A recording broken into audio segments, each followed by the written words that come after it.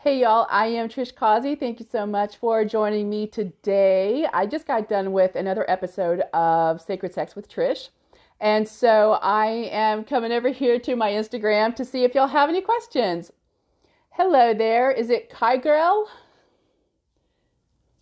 I don't know if I'm pronouncing that correctly or not. Can you hear me? Thank you so much for joining. I appreciate it.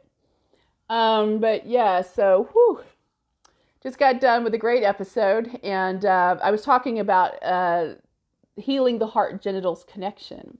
And so I figured, hey, Daniel, isn't it past your bedtime, sir? So I was talking about healing the heart genitals connection over on my show, A Sacred Sex with Trish, and thought I would jump on over here to see if y'all have any questions. We had such a great time last week. I figured, why not? Let's go ahead and do this here. And let's see. Cabo. Iomire, how do you pronounce that? I've never seen that. Is that a first and last name?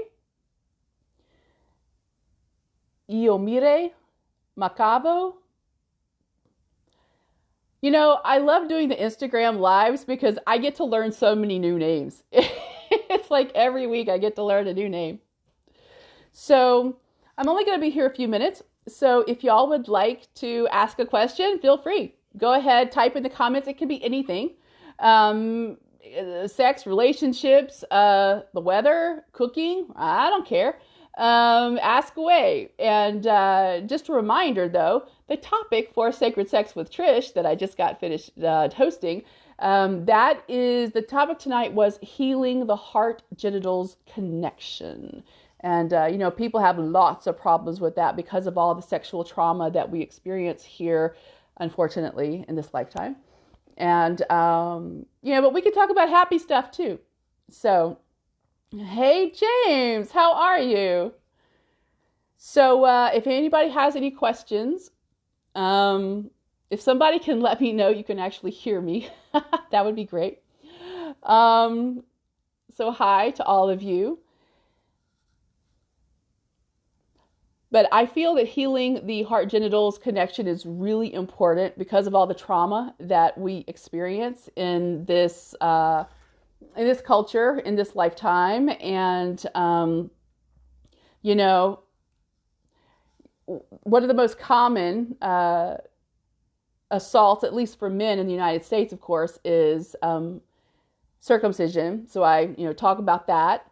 And then for women, women experience different kinds of sexual abuse as well. I mean, both men and women, boys and girls, unfortunately, experience a lot of abuse in this lifetime. And men do not talk about experiencing abuse as much because there's still this stigma about men speaking out about that. And there's no stigma, guys. It's okay. Hey, life's a journey. Nice to see you again. But yeah, so, the healing that needs to be done, well, not needs, I mean, it's your choice. But if you want to be able to move past whatever trauma you've experienced, there's a whole lot of purging and healing that will go into that process. And I help people with that. So if you are looking to work with someone, I do consults. Oh, thank you so much. I appreciate that. It's funny because in the other show, I use my laptop and the camera's not nearly as good as this one because this is a new phone. And my makeup looks like it's a straight up drag queen show over here. But it does not look like this when I use my laptop. So I apologize for my drag. But, I have to do my makeup for the platform, right? And so the show is, I use my laptop because we use Restream, and I really love Restream. It's great. But yeah. Oh, I have a special on my Awesome program. The Awesome is Awakening Energy and Sound Orgasm Meditation. It is a 12 video module, at home, self-paced, self-study course to help you really boost your orgasmic pleasure quotient. So, thank you so much. I appreciate that. Life's a journey. So I have a special on that. The price is going to go up in January. So if you want to check that out, that is on my website. Just go to trishcausey.com. It's on special right now for 11/11. And in the new year, it is going to go up to, I'm thinking, I think 1444 is a good number, mainly because 444 is a great number and 144 is a great number. So just kind of put them together. But, hey, Nickies, how are you? So does anybody have any questions? I am here to help you. And, I give lots of free content on my blog, on my YouTube, on my social media like this, so, if you want to work with me, just let me know. Just go to my website, trishcausey.com. And my programs are there. My Tantric Fire Magic, which is my modality that I do to help people increase their abundance on all levels, love, sex, and money alchemy. You can find out how to get in on that. Okay, so question, yay. Is there such thing as circumcision for women? Unfortunately, yes. It's called female genital mutilation. And if we called circumcision male genital mutilation in the United States, we might not do it so much. If you actually called it, called it like you see it, and really acknowledge what it is. With female circumcision, there are typically the standard on this is there are 4 types of female circumcision. One type is literally just like taking off some of the labia or taking off some of the clitoral hood. And then the most extreme form of female genital mutilation, they actually remove the labia, they remove the clitoral hood, they actually amputate the clitoral glands, and then they sew the vagina pretty much shut, leaving a very small hole for menstrual fluid to come out. And when the girl is older and wants to have sex, say on her wedding night, then they have to go through and they have to cut her open, because by then, she's sewn back together. Her body has, grown back together. They basically sewn up her vagina and it grows back together the way they do it. And so she has to be cut open, and that has to heal so that she can have sex on her wedding night. All kinds of circumcision are pretty awful on minors. And for instance, circumcision on adults. If you're an intact man considering circumcision, you might want to book a call with me so I can tell you how it's supposed to be done correctly, because I get contacted frequently. Okay, let me say frequently. Maybe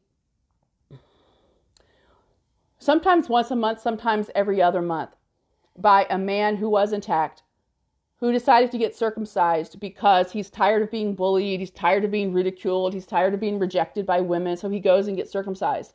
And then when he goes and has the procedure done, they did it completely wrong, because they're treating the foreskin on the adult male the same way they would just cut off the end on a newborn, and it's a completely different process. So if you're thinking about it, please book a consult with me. No, it's not free. I don't work for free. You want to pay my bills, then I'll work for free. I do lots of free stuff. But if you want to book a consult with me before you get circumcised, please do this. So I can tell you exactly how to do this so that you can save as much of your foreskin and your skin as possible.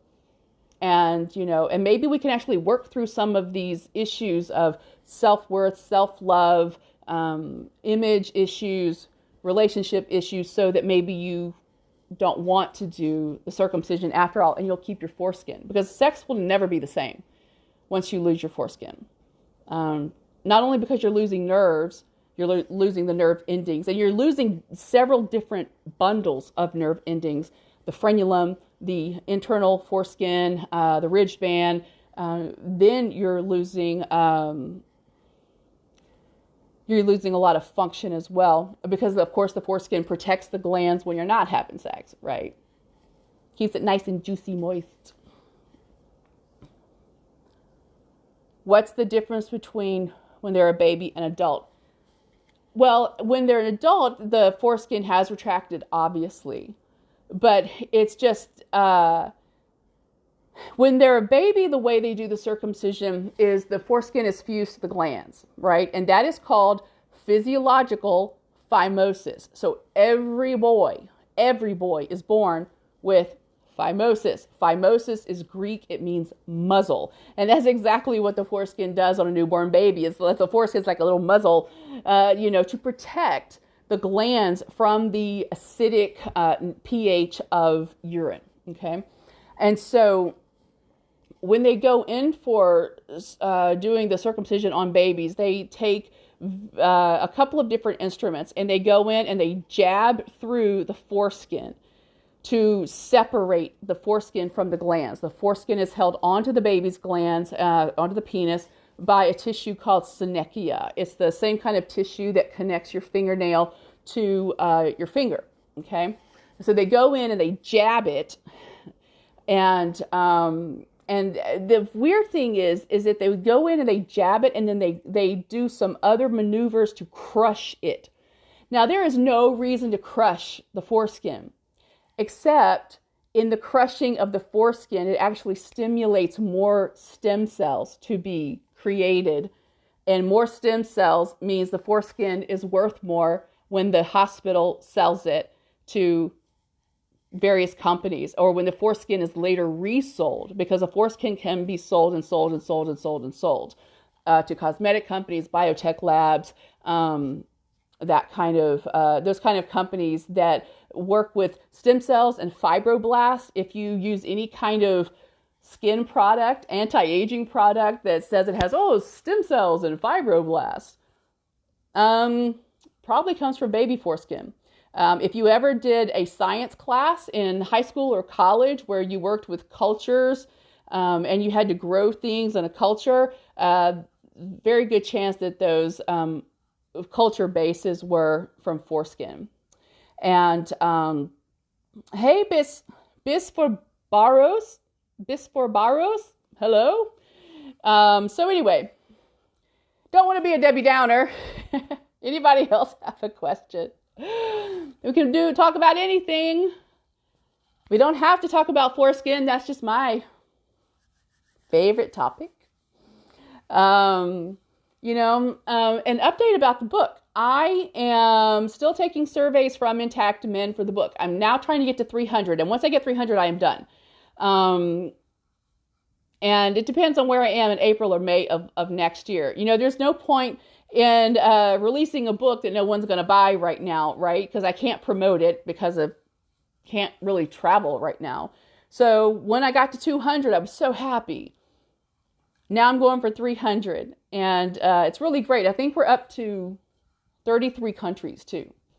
So intact men from like 33 countries have responded to, tell the tale of what life is like with foreskin.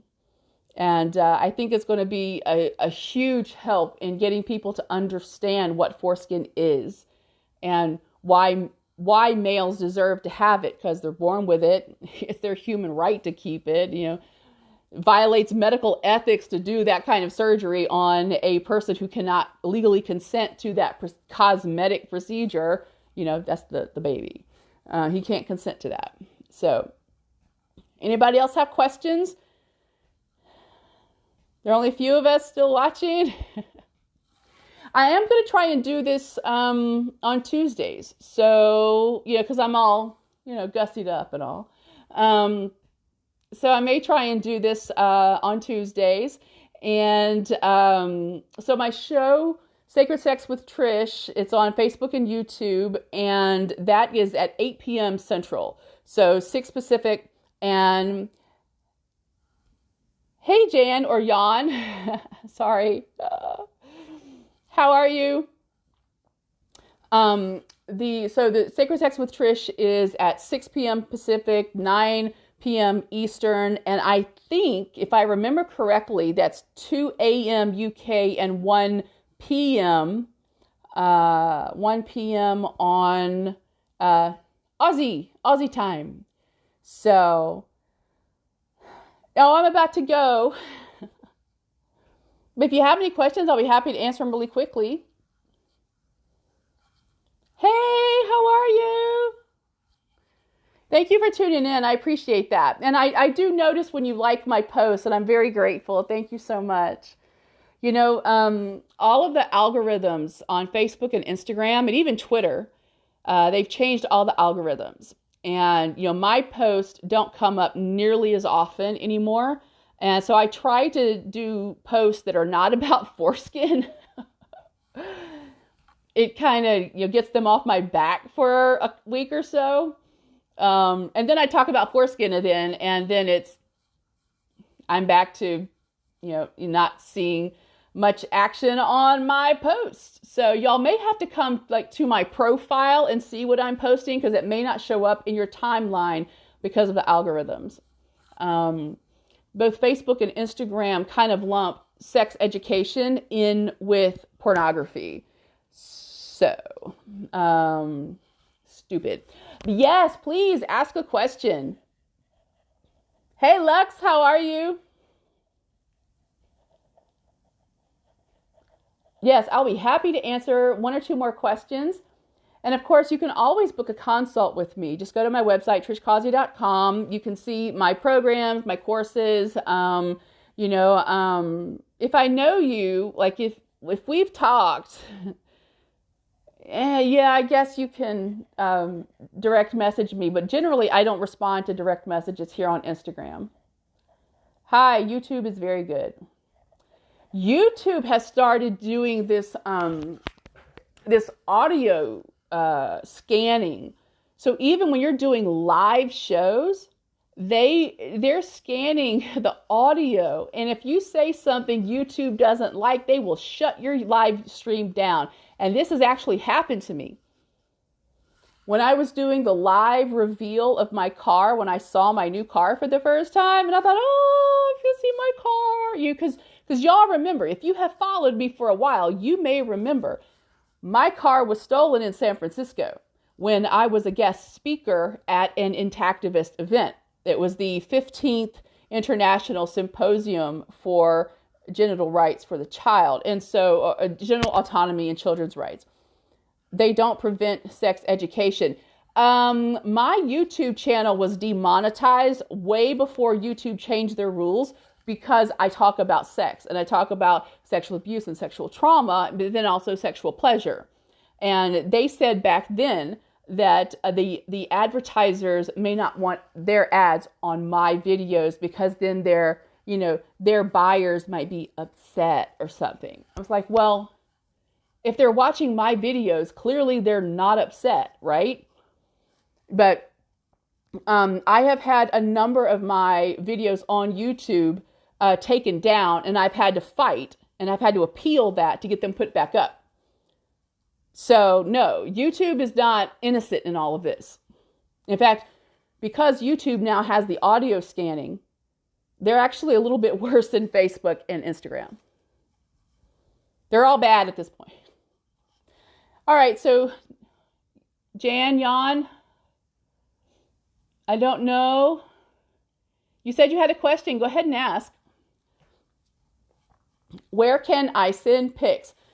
Well, if you go to my website and do a search for go to the blog, okay?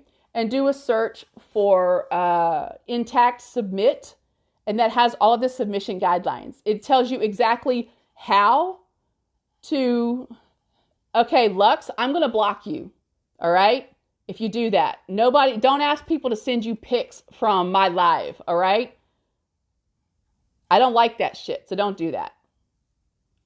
Anyway, James, if you go to my blog and do a search for the post called Intact, the URL, it's got Intact Submit at the end, but just do a search for it. And it's submission guidelines for intact men, okay? So It will tell you exactly how to take the pictures, because your basic dick pic is not going to be, it's not going to be what I'm looking for. And if you don't know exactly what I'm looking for, then go ahead and check out the 2017 Intact collage. All right, if you haven't seen that already. So I hope that helped you. Just go and look for the Intact submissions. Okay. So let's see. Question: I know a young couple with a baby son. The father wants him to be circumcised while his mother rather not. Father comes from Islam culture but is not religious. How can mother prevent this? What country are they in? Misunderstanding. All right, Lex. I will give you the benefit of the doubt.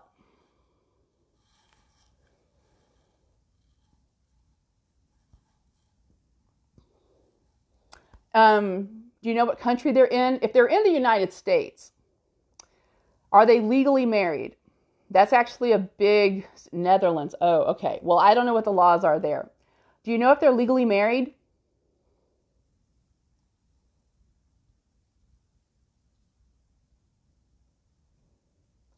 Religion should not make the determination. I agree. Religion sucks. Religion's stupid. Okay. Well, okay. So, they are not married. Ah, okay. All right, good. Because she is the mother, she probably has the legal right to say, remind me of that, Nikki's, okay? Remind me of that question about the soap for intact men. Because you should never use soap under your foreskin, ever. But since, Jan, since she is not married to the father, see if they're in the Netherlands, if she has all legal rights to the baby, like she makes all the legal decisions. Just because he's the father, without a marriage license or some kind of civil partnership that's official or power of attorney, the father may not have any legal right to make those kinds of medical decisions. So this is really good that she's, not married and she wants to keep him intact.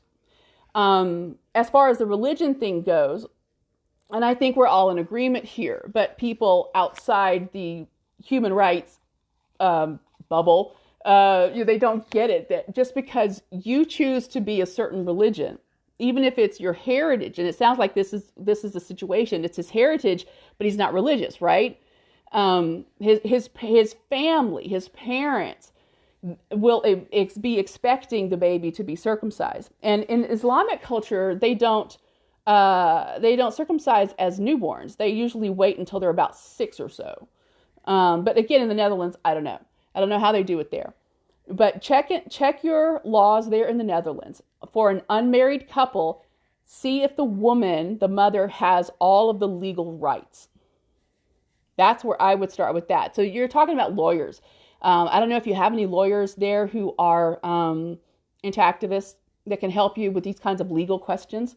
But, regardless of what your religion is, let's just say, I'm not talking to you, Jen, but if you're a religious person, it does not matter what your religious beliefs are. You still should not have any kind of authority to carve your religious beliefs into the body of your child. Because trust me, if Satanists wanted to tattoo their kids with Baphomet, do you think people in this country or any country would actually tolerate that? It's ridiculous. The thing is that a lot of Satanists don't circumcise. But anyway, let's see. Go back. I saw some more questions. I don't know if that really helped you, Jan. Oh, crumbs. What did I do? Hold on. What's a good soap for intact men? Hey, Jan, let me know how that goes, okay? Please keep me informed. What's a good soap for intact men? No soap. Any soap that is good for your outside of your skin, anywhere on your body, is good for the shaft skin of your penis and your testicles and your scrotum, right? But never, ever, ever, ever use soap underneath your foreskin. Your foreskin is a self-cleaning organ, just like my vagina is a self-cleaning organ. It has its own pH. It has its own fauna and flora ecosystem. Okay? And when you use soap, soap is going to really mess that up. It's just like women's vaginas get really messed up when they use douches. Like, you know what? We're not supposed to have vinegar up inside us. And our vaginas are not supposed to smell like strawberries or a spring meadow. Vagina has a smell, and it's delicious, and it's yummy, and it is unique to the vagina. The vagina is a self-cleaning organ. Same thing with the foreskin. Foreskin, the penis, the glands, all of that, and multi-function, multi-anatomical parts, complex of the end of your penis. It's so beautiful and wonderful. And it has its own ecosystem. It has its own aroma. It has its own flavor. And never use soap underneath your foreskin. Only apply soap to the outside. So in your foreskin, you have this change. You have, let's say, from the outside. I don't have any kind of anything here. I'm going to have to get some props. Okay, so you have your shaft skin, right, of your penis. And then the part of the external foreskin is actually just more of the same. It's the same shaft skin, okay? And then it has this little, what's called the mucocutaneous junctional erogenous zone. Say that 5 times fast. And that's where your foreskin changes from the external skin to the internal skin. So you do not want to use soap past that. I wouldn't use it on that zone, but definitely not past that zone into the internal foreskin. And you know the difference between the two because the internal foreskin is mucosal. It's it's soft and it's smooth and it's moist. And then the external foreskin is going to have the skin just like the rest of your shaft of your penis. Okay, so I hope that helps. I know some European countries outlaw it. I don't know if any companies that have countries in Europe outright outlawed circumcision. I think Germany tried. I know a couple others tried and met with so much backlash. Or how would you reduce redness on an intact man? It depends on the situation. Is it the foreskin itself? Is it the internal foreskin, the external foreskin? Is it the glands? Is it the frenulum? What exactly is the situation? What exactly is causing it? That's going to be a consult. I'm going to tell you right now. Because, there are too many hypotheticals to go into. And then what caused the redness? We would have to go into that. So it's going to be a little bit of medical history, maybe some sexual history. Book a consult. Let's see.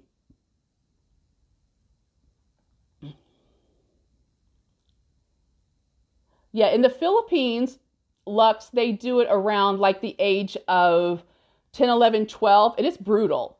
It's brutal. And they actually, they do it like in these big ceremonies where these little boys, 10, 11, 12-year-old boys come in and they're actually held down by like their father, their uncles, maybe an older brother. They'll have 2 or 3 grown men holding the boy down while the circumciser amputates his penis with no anesthetic, amputates the foreskin with no anesthetic. It's disgusting. And in fact, there was a few years ago, they had so many lined up for this. They tried to get into the Guinness Book of World Records by doing 1,500 of these barbaric circumcisions at once. So 1,500 boys, each one held down by 2 or 3 grown men while circumcisers shear off their foreskin. And then they wanted to get in the Guinness Book of World Records with that. Excuse you, the Guinness Book of World Records, Guinness, that's Irish. And Irishmen love their foreskin. So that shit was just not going to happen. It's not going to go in the Guinness Book of World Records. Nope. Lux says, I clean myself with water. Yeah, that's all you should use. When you're in the shower, oh gee whiz, hold on. When you're in the shower, just, you can retract the foreskin a little bit. hold it under the water for a second, not too hot, that probably will hurt. And then, put the foreskin back. Do not use body wash under your foreskin. Do not use soap under your foreskin. Do not use anything but water under your foreskin. And if you live in a town that has lots of heavy metals in the water, you may want to get some kind of water filtration thing for your shower. Is there any good lotions to apply under my foreskin? It depends on what the reason is. It depends on what's causing the irritation that you would want to put a lotion or any kind of ointment or something.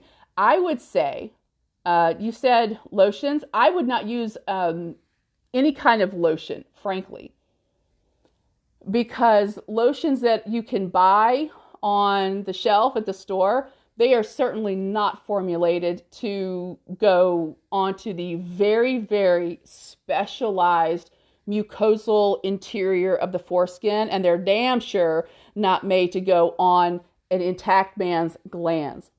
So when circumcised men buy lotion for their penis needs it. Not only can their penis tolerate it, but their penis needs it because they don't have the protective covering. The glands of the penis is an internal organ, right? That's why all males are born with some kind of protective covering, usually a foreskin.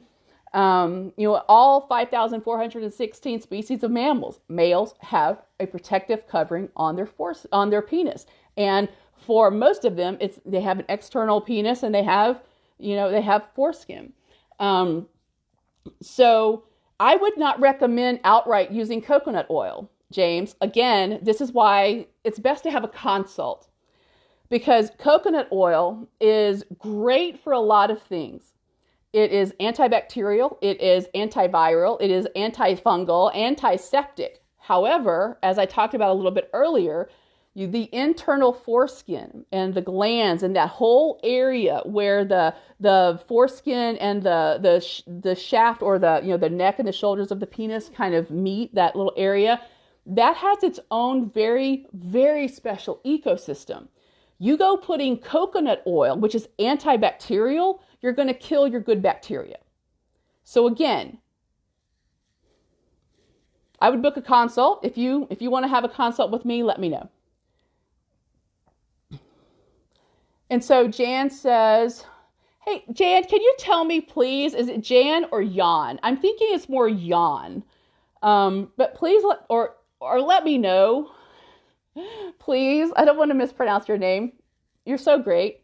But he says, but legal stuff aside, we need arguments to convince him not to go with 1,000-year-old custom. If he's, of the culture, but not religious, that's your step in. Okay, well, why are you not religious? Clearly he doesn't jive with other aspects of that. And, in the Quran, and I cannot remember the exact quote, but there's a quote in the Quran where it talks about it's not changing the body. And then there's another one about not harming children. Because circumcision is actually pre-Islamic, like female genital mutilation, which is done in Islamic cultures, but it's pre-Islamic, and the circumcision as it began in that area of the world was oftentimes in the priest class, the priest caste, depending on the culture, the class or the caste, the vessel and the pestle. But those are adults, Egyptian men going into the priesthood. Those are adults making that, and they lived in the desert. It's kind of understandable. But again, it's adults making those decisions. So yeah, just, I can't remember the name. I actually have it for the book, Jan.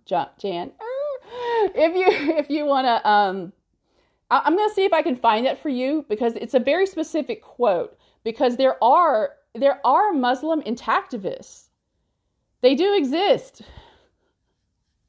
You know, like the M&M's commercial and the M&M's see, Santa Claus, he does exist. They do exist. They do exist. Oh, foreskin smells yummy. A clean man, yeah. No nonsense argument about the nonsense argument about hygiene. Water.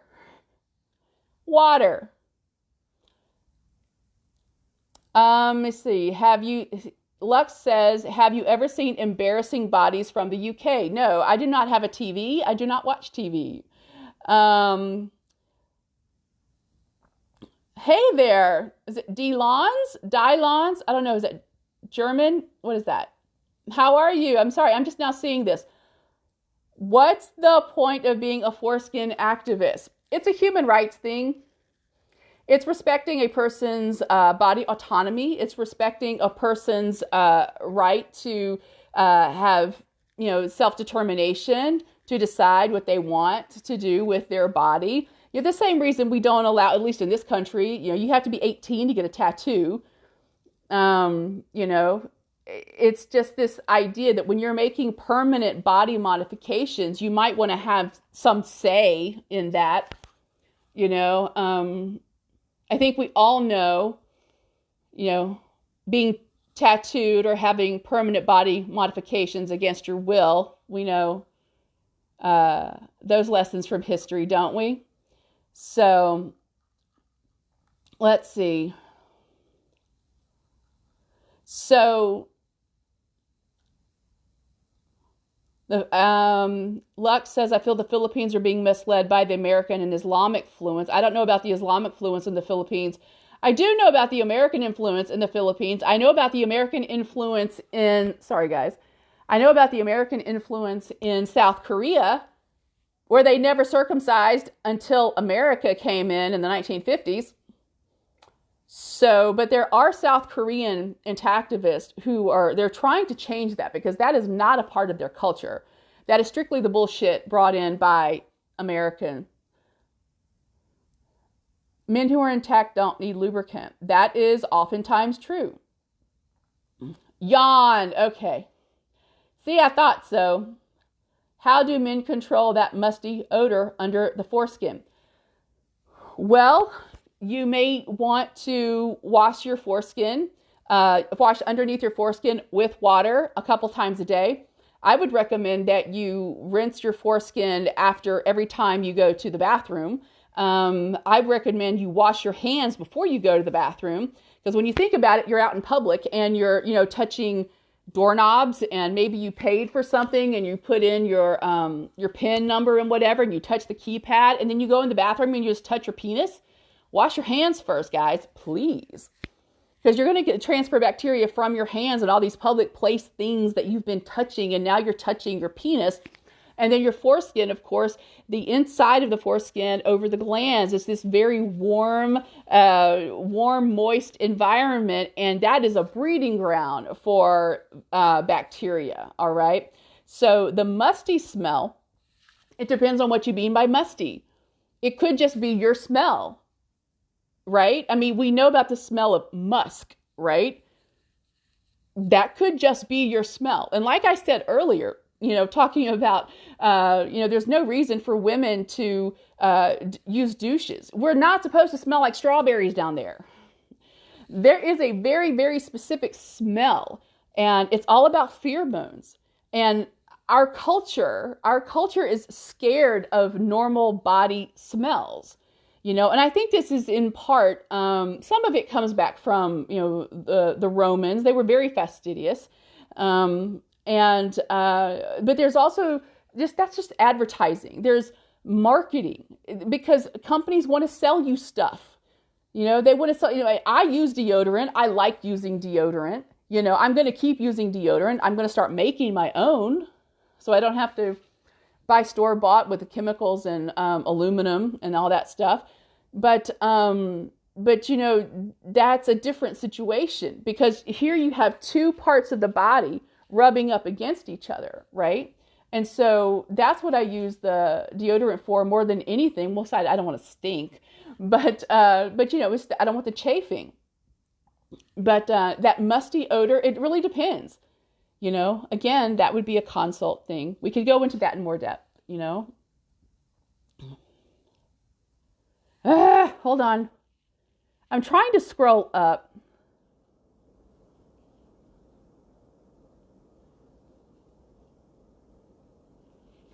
I remember watching the Mindy Project, and Mindy and her boyfriend were deliberating on circumcision. Her boyfriend argued that he was Italian and they did it.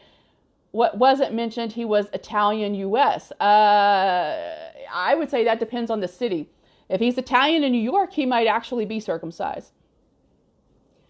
Because Hispanic Latino cultures typically do not circumcise unless they're in New York. And then they circumcise in New York.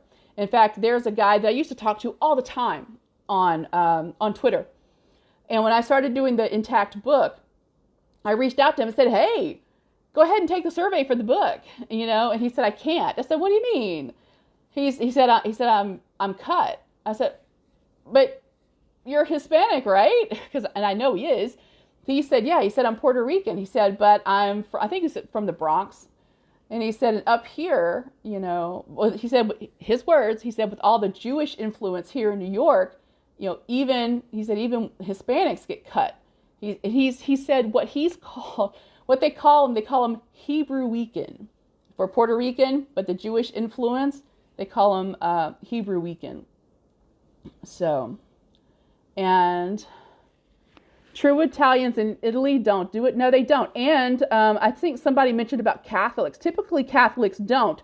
But here in the United States, it depends on where you're born. It depends on where are you Catholic. I know Catholics in Minnesota don't circ. But if you're in the South, they may be cut. Even if they're Catholic. I was raised Catholic, forced to be Catholic. Now, I never played with any of the penises that guys in school, so I can't tell you for sure that they were, intact. But just as a culture in the South, I don't know, and it also depends on the time frame. If they're a white guy or a black guy born in the 70s, late 60s to even the mid 80s, that was the highest rate of circumcision for white and black children. So from white boys, it was white boys and black boys. We're doing the show here right now. For little white boys, it was 90.1% of white children, white male babies, were circumcised during that time frame. 90.1. And I think for the African American boys, it was like 89%. It was so close, but it's just a thorough emasculization and demasculizing the men. And I think it's because of coming off the 1960s, where you had so many men who were refusing to go to war. They resisted the draft, or tried to as much as they could. And they just wanted peace, love, and happiness. And that did not fit the culture, the war culture, the manufacturing culture, that says, no, you have to go work 40 hours a week, or you have to go off to war and die. And they said, no, fuck you. We're not doing that. We want to make love, not war. And that's my personal opinion. I don't know this for a fact, but it just seems like, you had the 1960s, and then come 1970s is the highest rate we've ever had of circumcision in the country, in our culture. So Jan says, that's great insight, Trish. Thank you. You are welcome. I don't know what part. I don't know what that was. I'm a little behind. I have no idea about North Korea.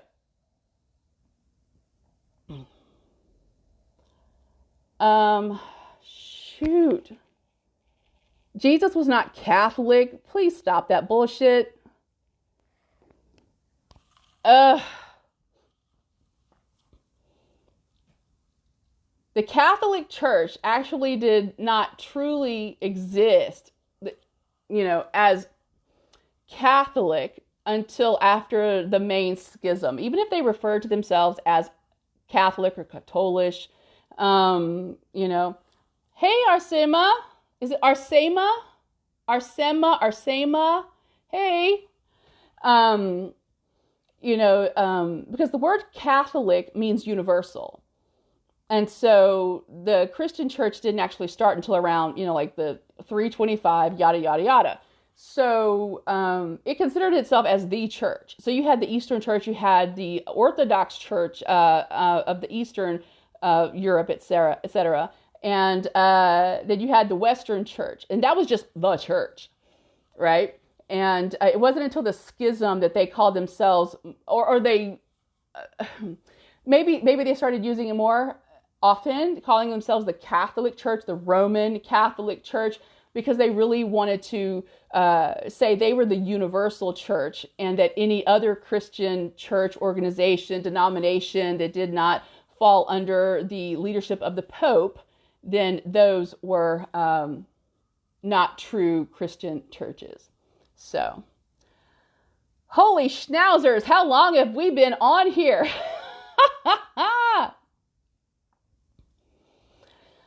Lux says, I know the church did once say to circumcise, then in more recent times they said it was not necessary. If the church ever said to circumcise, and I don't remember that, the church has actually been very anti-circumcision because they did not want to be associated with the Jews. Because, you know, during medieval times, Jewish people, they were basically migrating across the continent of Europe. You know, they would go into a city and they would, you know, become a part of the community, and they would have their businesses. But then they would start to get, the Jewish communities, they would get kicked out, and you have to go to the next town. So they just kind of migrated across to, you know, the West Coast and even into the UK. But there was they wanted very much to distinguish themselves, the Christians, from the Jews.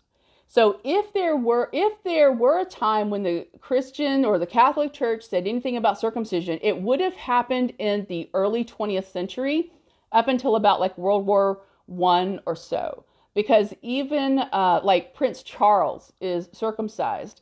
And, you know, the modern circumcision craze started in England and then came to the U.S. and was picked up by Kellogg and his sexually repressed ilk. So, yes, there are more and more Jewish intactivists coming on board. And that's because they are, a lot of them are what's called Reformed Jews. You have Orthodox, you have conservative, then you have Reformed Jews. And then you have a lot of Jewish atheists. You know, you have people who are, again, like what Jan was talking about earlier with the Islamic, the Islamic man who's Islamic, I guess, by culture, or he's from one of those countries, but that he's not religious. So he doesn't actually follow Islam. But then he wants to go have his child circumcised because of Islam's, and actually in the Quran it actually says not to. So anyway, so yeah, whoo, okay. Think we're done. I'm not seeing anybody else talk. So yeah, I mean it's really crazy. It was well, in Australia it is dying, but it's those pockets of religion. In Australia, it's illegal you can't even request a circumcision at a public hospital. So if there's some Catholic hospitals, who knows? You know, but again, Catholics tend not to circumcise. And remember, Australians are overwhelmingly intact. I mean, Australia did kind of go into the circumcising for a while. Again, that's American influence, because you have to remember that Australia was settled by Irish prisoners brought over by England, right? And Irish people are intact. I mean, Irish men. There's never been a time, except maybe under English bullshit rule, that there's never been a time that Ireland was like, Yes, we're going to circumcise everybody. Not that I know of, anyway. Whew. All right, I'm tired, y'all.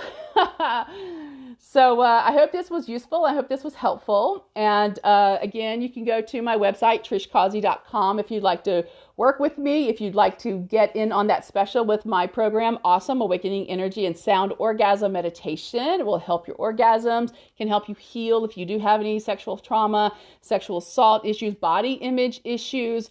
And I do consults, so let me know. And if you are intact, please take the survey for the book, Intact Men as They Were Born to Be. And as soon as I get to 300, I can finish that sucker. All right. Mwah. I love y'all. Y'all take care. And I'm going to see how to end this thing. All right. I'm going to try and do this time next week. Okay. All right. I will see y'all soon. Bye.